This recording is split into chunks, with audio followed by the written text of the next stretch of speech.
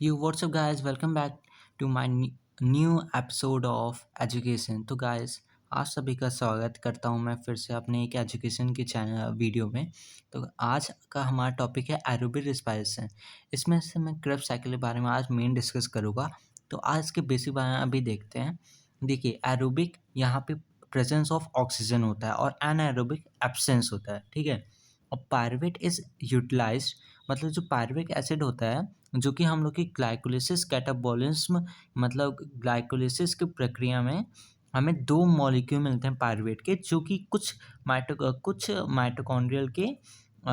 Mitochondrial में जाके उनका कुछ प्रोसेस होता है जिसकी वजह से हमें कार्बन डाइऑक्साइड और वाटर मिलता है और 38 एटीपी भी मिलते हैं। तो आज हम उसी के बारे में डिस्कस करेंगे। देखो, पहले लिंक रिएक्शन को देख लेते हैं। तो लिंक रिएक्शन क्या होता है? पायरुवेट एसिड का एसिटल कोएंजाइम में बनना। और ये कैसे होता है ये देख लीजिए। देखो, कोएंजाइम होता है जो कि पायरुवेट एसिड का रिएक्टर होता है और फिर N A D P reduce होके NADPH2 में बन जाता है। यहाँ पे देखेंगे आप लोग Mg2+ एक आयन है और पायरुवेट डिहाइड्रोजिनेस है। चैप्टर 9 में बायोमोलिक्यूल्स में आप लोगों ने पढ़ा होगा कि कुछ को फैक्टर होते हैं को और कुछ एंजाइम्स होते हैं जो कि वर्क करते हैं रिएक्शन को अल्टर करने के लिए। इसका अल्टर करने के लिए होता है, ठीक है। यहाँ पे आप लोग देख पा रहे होंगे पायरुवेट एसिड क्या होता है। दरअसल एक ही 3 कार्बन कंपाउंड होता है, ठीक है। 3 कार्बन कंपाउंड होता है। तो इसमें क्या होता है, यहाँ पे आप लोग देख पा रहे होंगे एसिटल कोएंजाइम 2 कार्बन का है और तो एक कार्बन कम पड़ा। एक कार्बन क्या हुआ, यहाँ CO2 बना जिसे हम लोग डीकार्बोक्सिलेशन कहते हैं, मतलब कार्बन डाइऑक्साइड का निकलना, ठीक। अब इसमें क्या होता है, जो एसिटिल कोएंजाइम ए होता है अपनी एंट्री दिखाता है किसमें, माइटोकॉन्ड्रियल की मैट्रिक्स में। ये अपने TCA साइकिल, मतलब ट्राई कार्बोक्सिलिक एसिड की साइकिल में जाता है, जो कि जिसे हम लोग क्रेब्स साइकिल बोलते हैं। इनका ऑनर दिया था हैंस, मतलब इनकी उसमें हम लोग TCA को क्रेब्स साइकिल बोलते हैं हैंस क्रैब के। अब इसमें हम लोग आते हैं ग्राफ में, जिसकी वजह से लोगों को बहुत प्रॉब्लम होती है। वो लोग रटते हैं, ये चीज़ें रटना नहीं है, ठीक है। इसको मैं अपने एक कॉन्सेप्ट से बता दूँ जिससे आप लोग कभी भूलेंगे नहीं कहाँ पे ATP बन रहा है, कहाँ पे NADPH निकल रहा है, ऐसे करके है, ठीक है। चलिए आज मैं बताता हूँ आप लोगों को। आप लोग ये देख पा रहे होंगे जो पायरुवेट है, यहाँ पे जो लिंक रिएक्शन, ठीक है, ये जो लिंक रिएक्शन है, ये लिंक रिएक्शन है। लिंक रिएक्शन यहाँ पे क्या होता है, पायरुवेट से होता है, ये एसिटिल कोएंजाइम में बन गया, ठीक।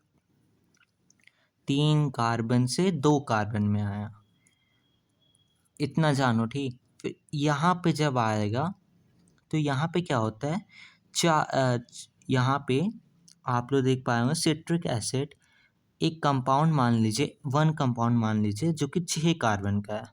6 कार्बन से आया अल्फा कीटोग्लूटेरिक एसिड, मतलब जो कि 5 कार्बन का। आप देख पा रहे होगे 6 से 5, जैसे मैंने पहले बताया था आप लोगों को, यहाँ पे जैसे 3 से 2 गया और एक CO2 निकला, वैसे इधर भी होगा। इधर क्या होगा, यहाँ पे 6 से 5 कार्बन पे गया तो यहाँ पे एक CO2 निकली, ठीक, एक CO2 निकली है। और फिर अगले उसमें आते हैं अल्फा कीटोग्लूटेरिक एसिड से हम लोग को सक्सिनिक एसिड मिलता है, ठीक। अब ये मतलब कंपाउंड बता रहा हूँ, बीच में भी और कंपाउंड होते हैं जिसको मैं डिस्कस नहीं करूँगा, ये NCERT के बेस का मैं बता रहा हूँ। इससे ज़्यादा पढ़ने की ज़रूरत नहीं है आप लोगों को, जो कि आप मतलब कुछ लोग होते हैं कि ज़्यादा उनको रहता है, लेकिन अपने सिलेबस का पढ़ना चाहिए मैंने। अब यहाँ पे देखिए 5 कार्बन से 4 कार्बन आया, ठीक, मतलब फिर से एक CO2 निकला, वो CO2 हो गया। अब CO2 यहाँ पे हुआ, फिर सक्सिनिक एसिड से मैलिक एसिड में आया जो कि 4 कार्बन का है, कोई CO2 नहीं निकली। उसी तरह यहाँ पे 4 कार्बन से ऑक्सिलेट एसिड बन गया, जो कि पहला फर्स्ट मेंबर है इसके एसिटल कोएंजाइम, फर्स्ट मेंबर यहाँ पे इनके जाके मिलता है। यहाँ पे NAD प्लस NADPH2 रिड्यूस हो गया, यहाँ पे NAD रिड्यूस होके NADH2 बन गया। इसी तरह सेम प्रोसेस में यहाँ पे सिट्रिक एसिड है, सिट्रिक एसिड यहाँ पे CO2 निकला था, NAD+ रिड्यूस होके NADH2 बनाया, ठीक।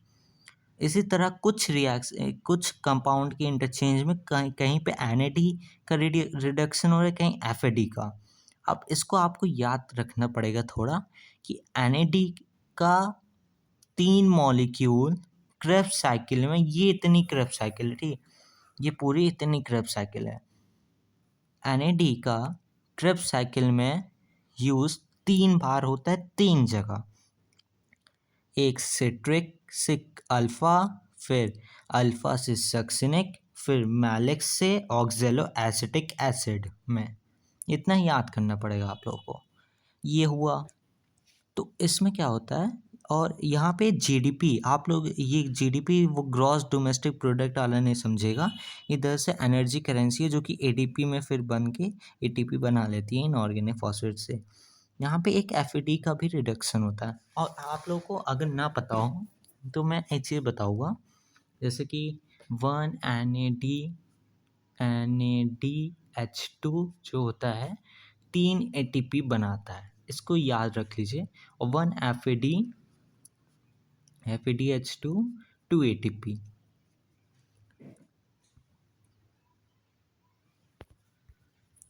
टू ATP बनाता है। तो अब इसमें क्या होता है, ये जो हम लोग जानते होंगे, मैंने ऊपर जब बताया था कि पायरुवेट एसिड जो होता है, यहाँ पे दो मॉलिक्यूल बनते हैं, यहाँ मैंने 2 लिखा है, ठीक है। तो क्या होता है, ये एक ही मॉलिक्यूल के लिए मैंने बताया, मतलब कि 2 बार चलेंगे रिएक्शन। 2 बार चलने का मतलब यहाँ पे सबसे मल्टीप्लाई बाय 2 कर दीजिए। मल्टीप्लाई बाय 2 करेंगे तो इसको भी मल्टीप्लाई बाय 2 करेंगे जो रिएक्शन में निकल रहा है, ठीक है। यहाँ पे आ जाएंगे, इसका भी मल्टीप्लाई बाय 2 हो जाएगा, फिर इसका भी मल्टीप्लाई बाय 2, इसका भी मल्टीप्लाई बाय 2, यहाँ भी, यहाँ भी, यहाँ भी, यहाँ GDP में भी 2 का मल्टीप्लाई हो जाएगा। यहाँ पे FAD का भी multiply by 2, multiply by 2, multiply by 2, इसका भी मल्टीप्लाई बाय 2।